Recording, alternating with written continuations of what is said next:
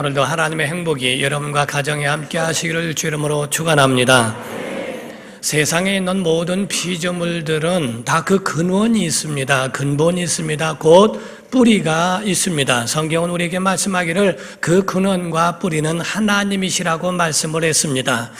우주과학자 중에 무신론자들은 말하기를 이 우주 만물과 모든 세계가 빅뱅에 의해서 우주 폭발에 의해서 만들어진 우연의 산물이라고 말을 하지만은 성경은 우리에게 분명히 말씀하는 것은 태초에 하나님이 천지를 창조하셨다라고 말씀을 하고 있습니다. 그러므로 성경은 우리에게 구체적으로 말씀을 하기를 모든 짐승과 식물에 대하여 모든 피조물과 함께 그렇게 다 하나님 만드셨는데 그 과정은 흙에서부터 만들어졌으며 그 흙은 물에서 나왔고 그 물은 하나님이 그것을 빛과 어둠으로 나누시고 물과 물로 나누시는 그 창조 과정에서 비롯된 것이라고 성경은 우리에게 증거하고 있습니다. 저는 여러분의 배꼽을 본 일이 없지만 옷에 가려져서 배꼽이 보여지지 않지만 없는 것이 아닌 것처럼 내가 있기 이전에 아버지가 있습니다. 내 집이 있기 전에 큰 집이 있는 겁니다. 우리가 보이지 않지만 지구 반대편에는 미국이라는 나라가 있습니다. 우리가 가지 못했다 할지라도 지금은 전 위성과 이런 것들을 통하여 지구 반대편에 있는 나라도 알 수가 있고 또한 갈 수도 있는 시대가 되었죠. 이와 같이 사람에게는 자기 근원이라고 하는 것이 있어 자기가 있기 이전에 아버지가 계신 것 같이 모든 것에 우리의 육체만 있는 게 아니고 우리의 죽은 다음에 내세가 있다고 하는 것을 성경을 통하여 우리에게 증거하고 있습니다. 사람의 근본은 어디에 있을까? 창세기 1장 26절과 27절을 보시게 되면 하나님이 이르시되 우리의 형상을 따라 우리의 모양대로 우리가 사람을 만들고 그들로 바다의 물고기와 하늘의 새와 가축과 온 땅과 땅에 기는 모든 것을 다스리게 하자 하시고, 하나님이 자기 형상 곧 하나님의 형상대로 사람을 창조하시되 남자와 여자를 창조하시고 라고 말씀을 합니다. 하나님의 모든 만물을 만드실 때 사람은 하나님의 형상을 따라서 지음을 받게 하셨다라고 이렇게 말씀을 하고 있죠. 그 후에 말씀하기를 창세기 2장 7절에는 말씀을 합니다. 여호와 하나님이 땅의 흙으로 사람을 지으시고 생기를 그 코에 불어넣으시니 사람이 생령 곧 사는 영이 되니라 라고 말씀을 합니다. 사람의 근본은 육체는 흙에서 나왔고 그리고 영혼은 하나님께로부터 부여됐다라고 되어 있습니다. 전도서에도 보면은 12장 7절 이하에 흙은 여전히 땅으로 돌아가고 영은 주신 하나님께로 돌아가기 전에 창조주를 기억하라 하는 말씀입니다.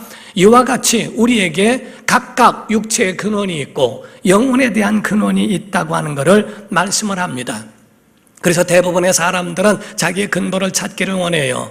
자기의 뿌리가 누구인지, 자기 아버지가 누구며 자기 어머니가 누구인지, 그래서 족보를 들여다보기도 하고 그리고 그 역사를 배우려고 하는 이유 중에 하나도 그 근본을 찾기를 원하는 모든 사람들이 가지고 있는 본능 때문에 그런 겁니다. 저도 옛날에 보게 되면 이런 얘기들을 들었어요. 어떤 이가 저에게 얘기하기를 지금 내 아버지 엄마가 진짜 아버지인 줄 아냐? 엄마인 줄 아냐? 너 다리 밑에서 주워왔다 하는 얘기를 들었습니다. 그래서 어느 다리 밑이냐 했더니 어디 복명동에 있는 어떤 다리 밑이라고 그래요. 저는 3일 동안에 잠을 못 잤습니다. 그 아버지 어머니는 어떻게 생겼을까? 그래서 그렇게 말한 사람한테 물었습니다. 그럼 우리 아버지 어머니는 어떤 분이냐 했더니 엿장수라는 거예요.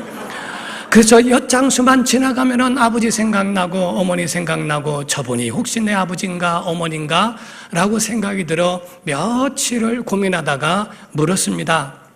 아버지 어머니에게 조심스럽게 물으면서 정말 나를 다리 밑에서 주워온 게 맞냐 했더니 맞다는 거예요. 절망적이었습니다. 그래서 어느 다리 밑인지 얘기해 달라고 했더니 엄마 다리 밑이라고 그랬어요. 그 얘기를 듣고서 제가 장난인 줄을 그때 깨달았던 겁니다. 어쨌든 사람 안에서 어린아이들에게는 굉장한 충격이 될 수 있거든요. 그러나 그 근본을 찾기를 원하고 물론 나중에는 아무것도 아닌 것이 될 수 있지만은 그러한 부분들도 우리에게는 다가오는 그런 어떠한 자기의 본능적인 부분이라는 것을 말씀하죠. 어쨌든 명절이나 어떤 기회가 되면은 가족을 찾아갑니다. 근본을 찾아갑니다. 부모님을 찾아가고 이렇게 하는데 결국 사람의 마지막 육체의 그 근본은 흙이기 때문에 흙으로 돌아갈 것이며 영은 주신 하늘, 하나님의 계신 영원한 천국으로 그 하늘로, 그 하늘의 고향으로 돌아갈 줄로 믿습니다. 우리가 돌아갈 영혼의 고향이 있는가? 우리가 어떤 사람은 오해하기를 하나님께서 지옥을 만드신 것은 믿지 않는 사람들을 보복하기 위해서 만드셨다고 오해하는 사람도 봤습니다. 그렇지 않습니다. 성경은 우리에게 밝힌 말씀하기를 마태복음 25장 45절에는 그런 말씀이 있어요. 왼편에 있는 자들에게 말씀하시기를 저주를 받은 자들아 마귀와 그의 사자들을 위하여 예비된 영영한 불에 들어간다고 말씀을 했어요. 마귀와 그의 사자들을 위하여 예비된 것이 지옥불이고 거기에 하나님과 관계없고 죄사함 받지 못한 자들이 저주를 받은 자들이 가는 곳이 바로 그곳이라고 성경에 예수님은 말씀을 하셨죠. 도리어 믿는 자들에 대하여 소망을 주시기를 요한복음 14장 1절에서 3절에 말씀한 것처럼 너희는 마음에 근심하지 말아라. 하나님을 믿으니 또 나를 믿으라. 내 아버지 집에 거할 것이 많다. 내가 가서 너희를 위하여 거처를 예비하고 와서 너희도 나 있는 곳에 데려다 줄 것이다 라고 이렇게 약속하지 않습니까? 주님은 하늘의 고향을 우리에게 약속하신 줄 믿습니다. 믿는 사람들에게 주신 영원한 천국이 우리를 위하여 예비되어 있다라고 성경은 말씀하고 있어요. 어떤 중소기업을 운영했던 어떤 사람이 있었다고 그래요. 그런데 갑자기 그 회사가 어려워져서 그래서 어려워지는 바람에 부도를 맞게 되었습니다. 그런 바람에 이제는 가정이 풍비박산이 돼버리게 됐고 이제 가족 회의를 해서 이제 흩어져야 될 시기가 왔습니다. 아버지가 말하기를 부인에게 말합니다. 당신은 당분간 친정집에 가 있구려. 그리고 너희들 아빠 우리는요 너희들도 외할머니 댁에 가 있으면 좋겠다. 아내가 하는 말이 그럼 당신은 어떻게 나는 당분간 처갓집에 가 있기를 원한다고 얘기를 했어요. 알고 보니까 다 외갓집입니다. 친정집입니다.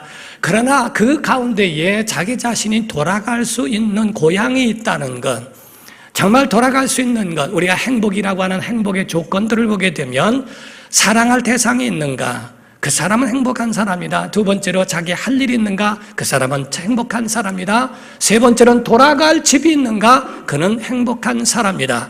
사랑하는 성도 여러분, 여러분과 저는 하나님이 주신 사명도 있고 하나님의 사랑도 받고 영원한 하나님의 나라가 있는 줄로 믿습니다. 이와 같은 믿음의 사람들에게 외롭고 힘들 때 돌아갈 곳, 곧 영혼에 돌아갈 영원한 천국이 우리를 위하여 예비되어 있다는 거죠. 우리가 교회와 가정이라고 하는 것, 가정과 교회, 이 모두가 다 뗄래야 뗄 수 없는 관계입니다. 불가분의 관계이기 때문에 뗄 수가 없어요.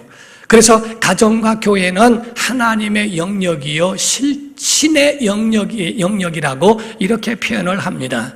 그러므로 가정은 교회 같은 곳이어야 하고, 그래서 가정은 곧 교회 같은 가정으로서의 그런 거룩함이 있고 교회는 가족 같아야 한다라고 이야기를 합니다. 그래서 교회와 가정은 하나로서 가족 같은 그런 분위기로서 이루어져 가는 것을 말하고 있죠. 만약에 일평생 살아가면서 나는 가정에서 있으면서 행복이라는 것이 무엇인 줄 모른다, 기억에 없다라고 한다면 이 같은 불행은 없을 겁니다. 한 사람이 자기의 가문을 버리고 아버지 어머니도 다 뒤로 하고 한 남자를 따라가서 그 가정에 들어가 희생을 하며 아이도 낳고 사는데 내 평생의 행복이라는 것이 무엇인지 모른다고 하는 것은 이 같은 불행한 일은 없다는 거죠. 정말 우리의 삶 속에 참된 행복은 어디에 있는가? 바로 하나님의 사랑 가운데 있는 그런 가정과 교회 가운데서 이런 행복이 있어야 한다고 하는 것을 말씀합니다. 사랑하는 성도 여러분, 어떤 가정에 시집 와서 그 할아버지가 노인이 다 되고 할머니가 되도록까지 그 할머니가 시집 와서 계속 맞고 살았고 그리고 구박을 받으며 살아왔다는 거지요. 할머니는 그 가슴에 한이 맺혔다는 겁니다. 한이 맺혀서 그 힘들어하고 있는데 하루는 할아버지가 세상을 떠나게 됐어요. 세상을 떠나는 할아버지에게 한이 맺혀 말을 합니다. 그래, 당신은 죽어서도 나를 구박하겠는가 하고 물었답니다. 그 할아버지가 마지막 유언 같은 말이 만약에 이 할망구 허튼 짓 하면 내 관뚜껑 열고 나와서 괴롭힐 거라고. 그리고 세상을 떠났다는 거예요. 그 할아버지가 세상을 떠나고 숨을 거둔 다음에 다 장례를 마친 다음에 동네 잔치를 벌였답니다. 여태까지 힘들고 어려웠던 그 모든 것에 자유하다, 나는 행복하다, 이제 남편에서부터 놓였다 하고 자유라고 선포하면서 잔치를 벌이는데 그 가정의 사정을 아는 동네 사람들이 와서 물어봅니다. 아니 할머니 괜찮으시냐고, 관뚜껑 열고 나오면 어떡하려고 그러시냐고. 그랬더니 할머니 하시는 말씀이 괜찮아, 꼭 그럴 줄 알고 거꾸로 내가 묻어버렸으니까 관뚜껑 열어봐야 밑으로 다 흙만 파고 들어갈 테니까 괜찮다고 그러더라는 게요. 가정과 교회라고 하는 건 여러분 정말 가정에 행복이 있어야 합니다. 아멘 좀 해보세요. 가정에 행복이 있어야 됩니다. 여러분 교회 위에도 하나님의 행복이 있어야 할 줄 믿습니다. 하나님의 행복이 그 가운데 있어야 한다는 거죠. 신앙생활에는 목적도 중요하지만 방법도 중요합니다. 정말 목적에 대하여 같은 목적을 가지고 있다 할지라도 그 방법 중에서 어떤 방법이 이루어져 가고 있는가를 봐야 하거든요. 우리가 예수님이 제자를 부르실 때도 그물을 던지는 제자를 부르시기도 했고, 또 한쪽에서는 그물을 깁는 그거를 기우고 꿰매는 그런 제자를 부르시기도 했습니다. 곧 이와 같이 그물을 던지는 제자도 필요하고 그거를 깁는 꿰매는 제자도 필요한 거죠. 그러므로 각각 서로가 색깔이 맞지 않다 할지라도 색깔을 조화를 이루게 하면서 맞춰가면서 그렇게 세워가는 것이 그게 가정이요, 그게 바로 교회요, 모두가 다 필요한 사람들이라는 것을 말하죠.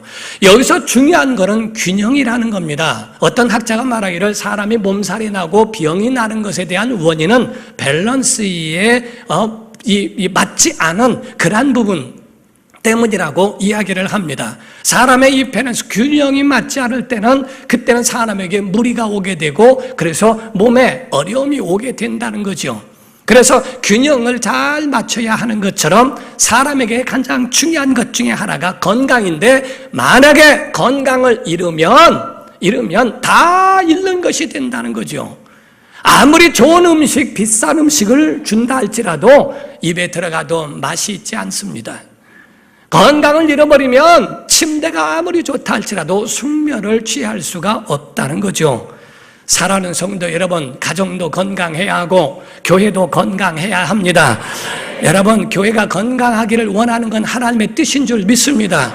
무조건 교회가 커지기를 원하는 걸 목적으로 삼지 마세요. 교회는 좋은 교회가 돼야 되고요, 건강한 교회가 돼야 되고요, 행복한 교회가 돼야 할 줄로 믿습니다. 가정과 교회는 이와 같이 정말 하나님 아래서 디자인되어야 한다는 거죠. 사람이 병을 이기기 위하여 잘 먹어야 하고 영양 섭취를 해야 하는 것처럼 우리가 잘 신앙생활로 마귀의 괴계를 이기고 우리가 영생에 들어갈 때까지 살아가기 위해서는, 영적 건강을 위해서는 하나님의 말씀을 잘 먹어야 하고 예배 가운데 여러분의 영혼이 살아야 한다 이 말이에요. 여러분, 예배 중에 주의 음성을 듣기를 주 이름으로 축원합니다. 하나님의 말씀을 듣는 그 남은 자들이 마지막 때에 주의 얼굴을 뵙는 자들이라고 말씀하고 있는 겁니다. 가정과 교회는 하늘의 모형이기 때문에, 그래서 하늘의 행복한 것, 하늘에 가지고 있는 참된 안식이 있는 곳, 이것이 바로 가정이며 교회라고 하는 것을 말씀합니다. 우리가 자녀들이라면 부모님을 가까이 하죠. 부모님을 돌아보기도 하지만 부모님을 함께하면 기쁨이 있어야 합니다. 요즘에는 자녀들만 잘해서 되는 것이 아니라 시부모님도 잘해야 그 며느리나 그의 사위나 그런 사람들도 그 마음속에 평안이 있거든요.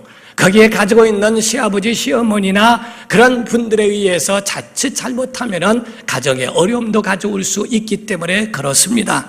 우리는 모두가 다 열심히 노력해야 하고 가까이 있어야 하고, 그리고 그 가운데 서로의 소통이라는 게 필요한 것처럼 신앙생활도 하나님과의 소통이 필요합니다.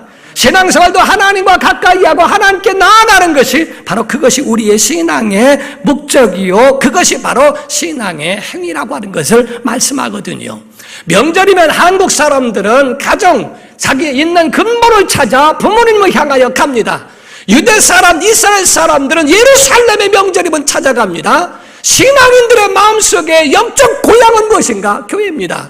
예배 가운데에 하나님의 얼굴을 뵙는 것이고, 예배 가운데 하나님 앞에 나아가 그 앞에 참된 하나님을 기쁘시게 하는 영적 예배가 있는 줄로 믿습니다. 사랑하는 성도 여러분, 예배라고 하는 의미는 다른 게 아니에요. 뵙는다라는 의미입니다. 하나님의 얼굴을 뵙는 것이고, 그리고 그 손에 입 맞추는 것이고, 그 앞에 엎드리고 그 앞에 엎드려 경배하는 것을 예배라고 말합니다. 옛날에는 예배 본다 하니까 그걸 왜곡해서 말을 하기를 어떻게 예배를 구경하느냐 해서 야단하는 분들도 있었어요. 그러나 원래 원문상에는 예배를 본다가 원래는 예배로 하나님의 얼굴을 뵙는다가 맞습니다. 그러므로 하나님을 본다, 하나님의 얼굴을 뵙는다, 예배로 하나님 앞에 나와 그의 면전에서 고람되어 하나님의 면전에서 하나님 앞에서 하나님의 얼굴을 뵙는 것, 이거를 가리켜 예배라고 이렇게 말씀합니다. 예배를 통하여 자주 하나님의 얼굴을 뵙다가 결국에는 하늘에서 영원히 하나님의 얼굴을 뵙는 것을 우리가 영생이라고 말합니다. 사랑하는 성도 여러분, 예배는 생명인 줄로 믿습니다. 그러므로 예배를 잃어버리면 하나님을 잃어버린 것이고, 예배를 잃어버리면 우리의 영적 생명을 잃어버린 것과 같아요. 예배에 감격도 없고 감동도 없고 감사가 없는 것은 죽은 영적 생활과 같습니다. 그러므로 여러분과 저는 영적으로 예배가 살아있기 위하여서는 하나님의 생명 있는 예배에 동참하여 하나님의 얼굴을 뵙는 예배의 성공자가 되어야 할 줄 믿습니다. 그러므로 예배는 온몸으로 하는 것이고 온 마음을 다하여 하는 것이 예배입니다.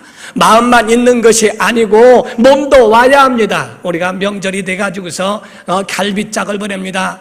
부모가 전화를 해서 언제 오니 했더니 전화는 안 받고 갈비짝 하나가 왔는데 편지를 보니까, 거기에 있는 편지 보니까 부모님 죄송합니다, 요번에는 명절에 못 가겠습니다. 일이 생겼거든요. 그 일은 온 가족이 외국 여행을 간다는 거죠. 그러니까 갈비 먹고 건강하세요.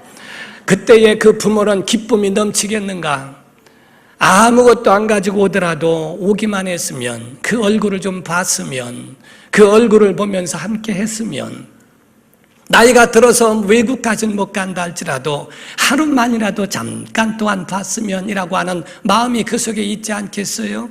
우리가 하나님 앞에 아주 마음속에 설교를 들으면서 아주 교회를 10채를 건축을 합니다. 마음속으로는 달나라도 갔다 오고 선교사도 되고 봉사자도 되고 어마어마한 일들을 다 하루 동안에 많은 것을 합니다.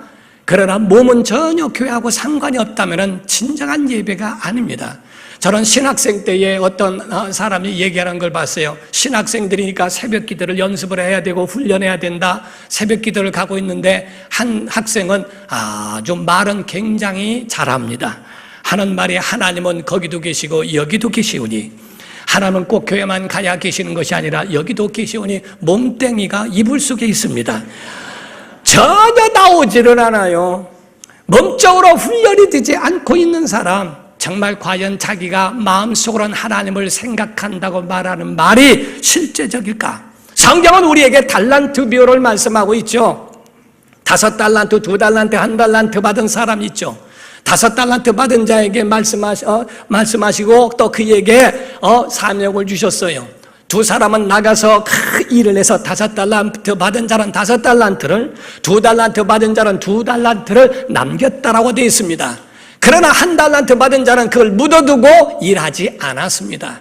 나중에 계산하자 하고 그에 대하여 계수를 명령하시니까 그때 5달란트 받은 자가 보소서, 주께서 내게 주신 5달란트로 5달란트를 남겼나이다. 착하고 충성된 조가 내 아버지 즐거움에 참여할지어다. 2달란트 받은 자도 똑같이 2달란트를 남겨 똑같이 그에게 그 잔치에 참여하라고 했습니다.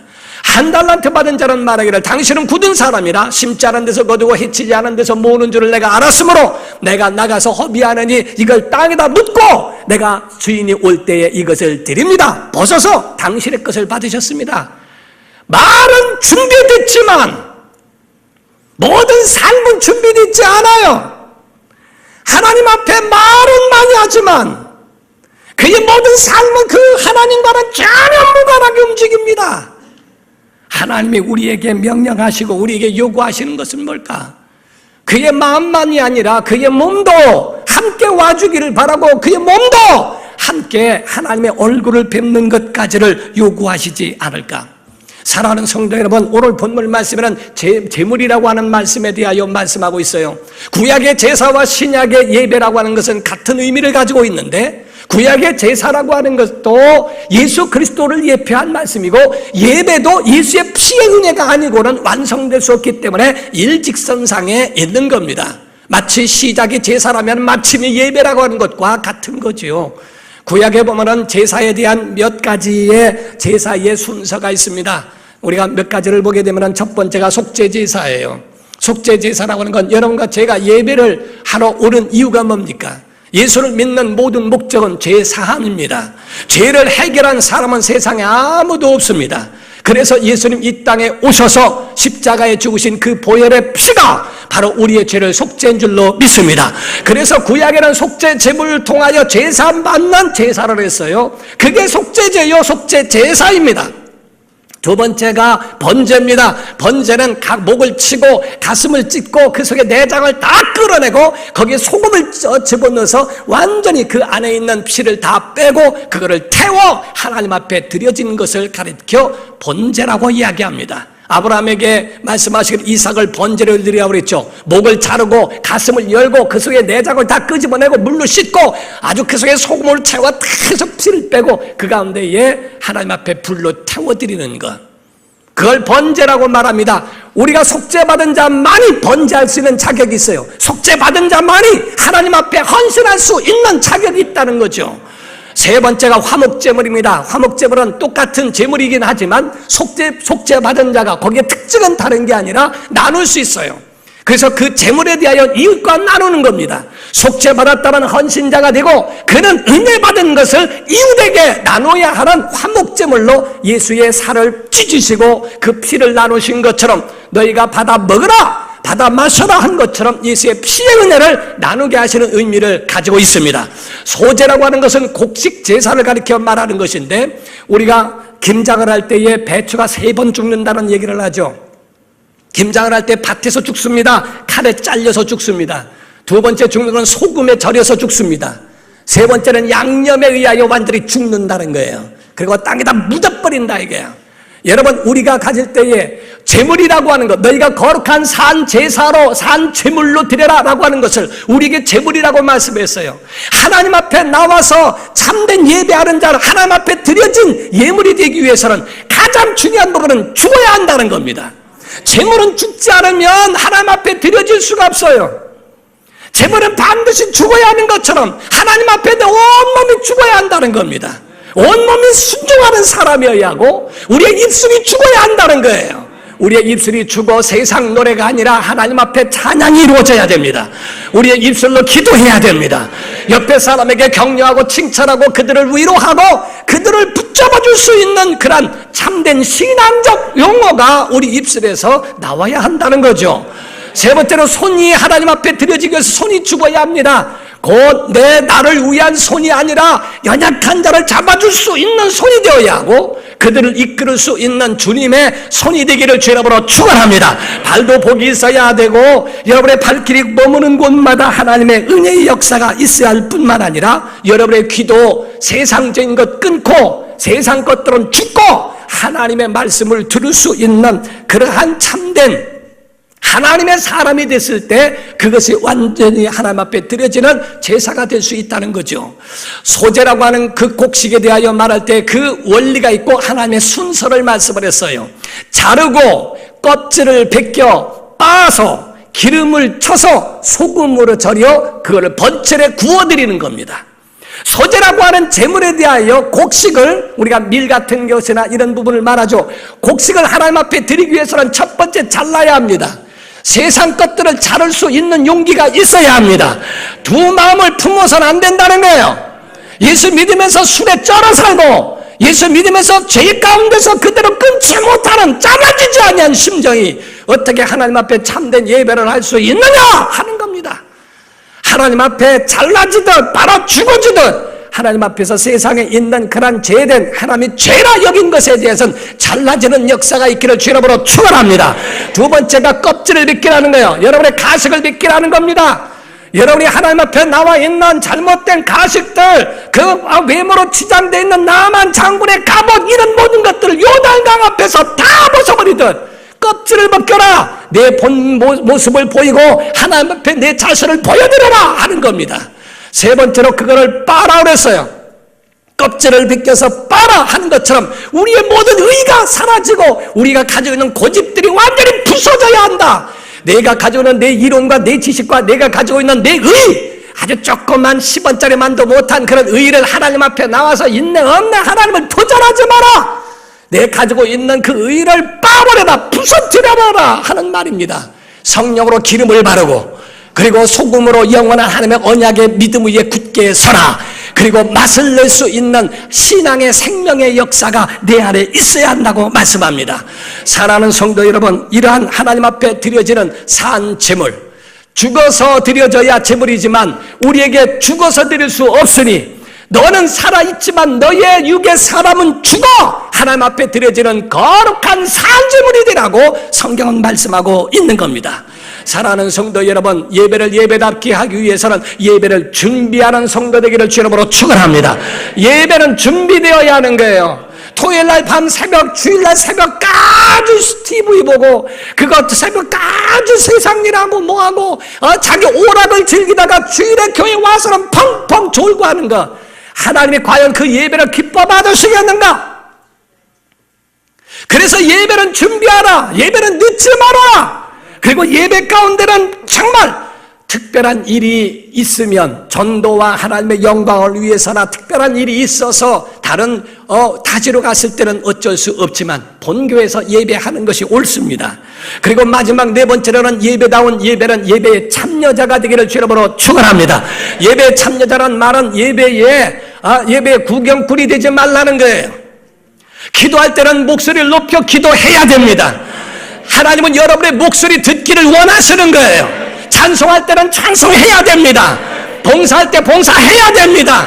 이와 같이처럼 하나님 앞에 참된 예배자로서의 그 모습으로 우리의 입술과 우리의 모든 것들이 그렇게 나와야 함에도 불구하고 우리가 그런 참된 예배로 준비되어 있지 않으면, 예배에 참여자가 되지 않는다면 하나님의 얼굴을 뵙지 못합니다. 여러분과 저는 하나님의 얼굴을 뵙는 성도가 되어야 하고, 주중에는 예수 그리스도의 말씀의 중심으로 살아가기를 주 이름으로 축원합니다. 주님의 말씀의 중심으로, 우리가 이스라엘 사람들 광야에서 보면 행진하게 될 때에 먼저 제사장들이 나팔을 불고 앞에 서게 됩니다. 중간에 법궤가 있고 이스라엘 백성들은 그 뒤를 따르게 하셨어요. 가운데 중심에 법궤가 있습니다. 여러분이 우리가 보면은 서울을 중심으로 합니다. 그래서 서울이 있고 그 위에 파주 같은 경우는 그 위임에도 불구하고 우리가 상경한다고 그러죠. 서울로 올라간다고 얘기합니다. 서울을 얘기할 때는 올라간다고, 나머지는 지방은 다 내려간다고 그럽니다. 그래서 수도를 중심으로 해서 지방에는 내려가는 것이고 서울 올라갔다 온다고 이야기를 합니다. 우리의 신앙생활의 중심이 어디에 있는가? 예수 그리스도 안에서, 하나님의 말씀 안에서 정말 법궤를 중심으로 하고 있는 것처럼 이것이 하나님이 원하시는 것인지 원치 아니하시는 것인지, 다시 한번 말씀드리면 신앙이라는 건 다른 게 아닙니다. 하나님이 기뻐하시는 것을 같이 기뻐하면 신앙이고, 하나님이 좋아하는 거 같이 좋아하고, 하나님이 미워하는 거 같이 미워하고, 하나님이 싫어하시는 거 하지 않는 게 신앙이에요. 여러분과 저의 10년 가운데에 예배의 사람으로 세워지기를 주 이름으로 축원합니다. 성도의 예배 신앙은 바로 이와 같이 우리 속에 정말 영적 산채물과 같처럼 살아있어야 합니다. 우리 로마서 12장 1절과 2절을 다시 한번 읽겠습니다. 시작! 그러므로 형제들아, 내가 하나님의 모든 자비하심으로 너희를 권하노니 너희 몸을 하나님이 기뻐하시는 거룩한 산 제물로 드리라. 이는 너희가 드릴 영적 예배니라. 너희는 이 세대를 본받지 말고 오직 마음을 새롭게 함으로 변화를 받아 하나님의 선하시고 기뻐하시고 온전하신 뜻이 무엇인지 분별하도록 하라. 아멘. 1절에 있는 말씀은 명령이고 2절은 구체적으로 말씀한 겁니다. 하나님이 원하시는 것, 이 세대를 본받지 말아라. 이 세대가 그렇다 할지라도, 그런 것이 맞다 할지라도 하나님이 아니라고 말해라 하는 얘기입니다. 여러분, 하나님의 기뻐하시고 선하시고 온전하신 뜻이 무엇인지를 분별하고 그 말씀이 우리의 중심이 되어 살아가는 성도가 되기를 예수 이름으로 축원합니다. 기도하겠습니다.